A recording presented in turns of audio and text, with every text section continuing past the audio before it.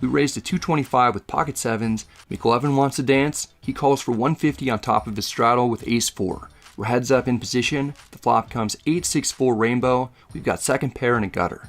McLovin checks. This is a flop that I consider checking back on because it'll hit the straddler's range hard, even if it doesn't connect strongly with the opponent's actual hand. I anticipate getting check raised somewhat regularly. I make a calculated decision to bet 300 anyway, with intentions of calling a check raise with my pair and gutter. If I do get check raised, I have excellent card removal to some of the strong hands like 7-5 suited that the opponent will be representing. McLovin isn't sure bottom pair is good.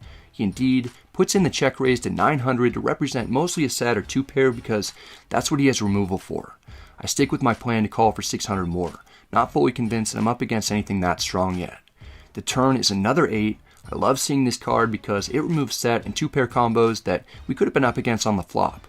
A lot of players don't check raise hands like 9-8 or 10-8 on the flop since you don't necessarily have to turn those into bluffs, so I'm not too concerned about being up against just trips, mostly concerned about being up against full houses. McLovin looks a little uncertain regarding what to do.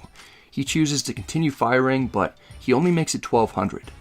I call, still not knowing exactly where we're at, but sensing that we've got the best hand. The river is another 8. If a second 8 was good, 3 8s on the board is better. We've counterfeited sets of 6s and 4s as well as 6-4. In the off chance that the opponent has 7-5, we beat that now too.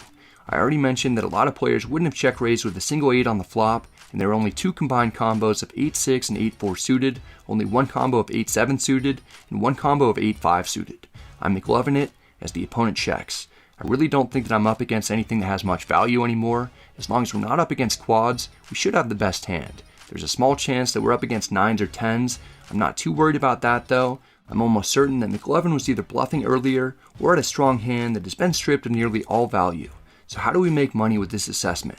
We bet tiny to get called by a 6 or 4 or to induce a bluff. There's almost no chance that pocket 9s or 10s will reopen the pot with a check raise when I can have hands like aces, kings, queens, and a few quad 8 combos. So if we bet and get raised, we can be fairly certain that we're up against quads or a bluff. What is Brad going to do here? Brad's got to put his opponent on a 6 or a 4, I'd imagine here, so he's going to be betting.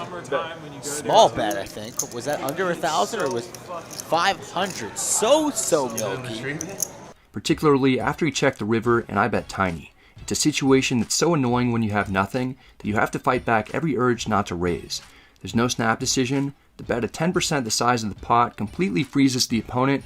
He's thinking, will a check raise work, or does he want me to check raise him? Do I ever beat anything? Maybe I should fold. How can a fold be right when I'm getting 11-1 and I have a full house? Think about 500. Go. Wow. 7. Fuck it.